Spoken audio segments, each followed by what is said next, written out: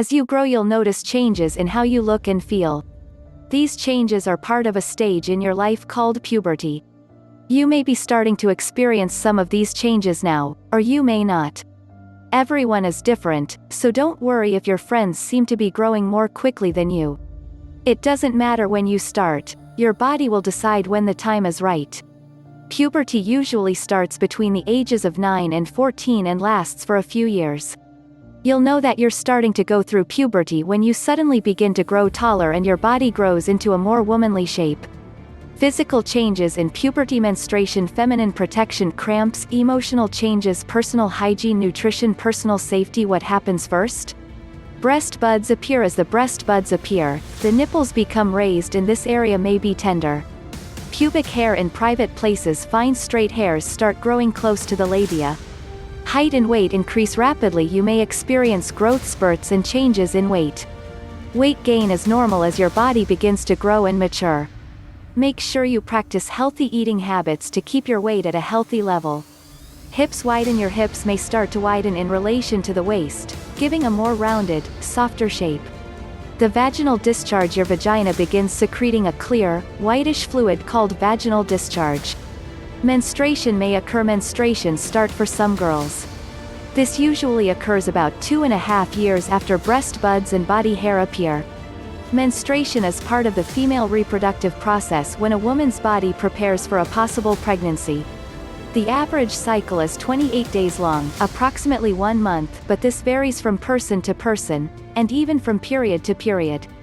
Your period is defined as the monthly discharge of the lining of the uterus, endometrium, which passes out of the body through the vagina. When you start to have periods, they may not be regular.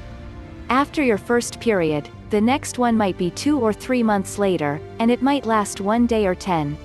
Your body will take a while to become regular, maybe 2 years or more.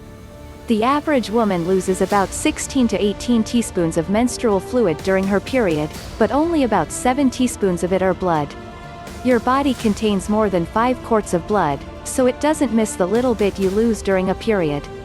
There are 3 types of feminine protection you can use during your period. These include pantyliners, pads, and tampons. Pads are worn outside your body in your underwear and come in many different sizes depending on the heaviness of your period and body size.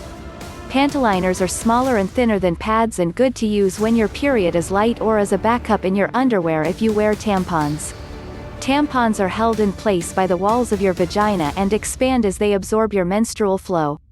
They are a good choice if you're involved in athletic activities, and are the only form of protection you can use while swimming. Make sure to read the important the information inside each tampon box. Cramps, pains in the lower abdomen or inner thighs. What can I do to relieve cramps? Take a warm bath. Hold a heating pad on your lower stomach. Exercise. Check with an adult before taking medication.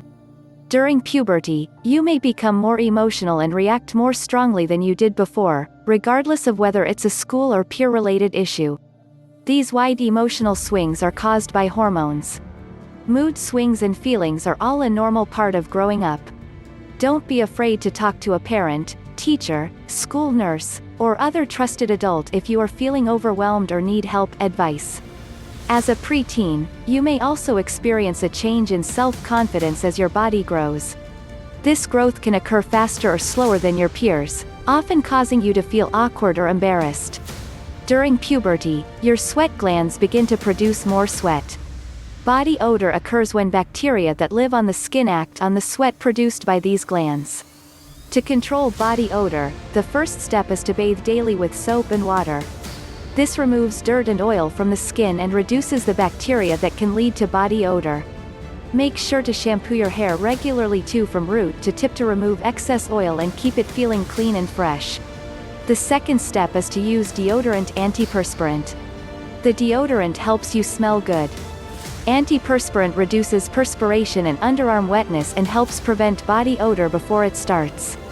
Body odor can be held by the clothes you wear, so always put on clean clothes after bathing, including undergarments and socks.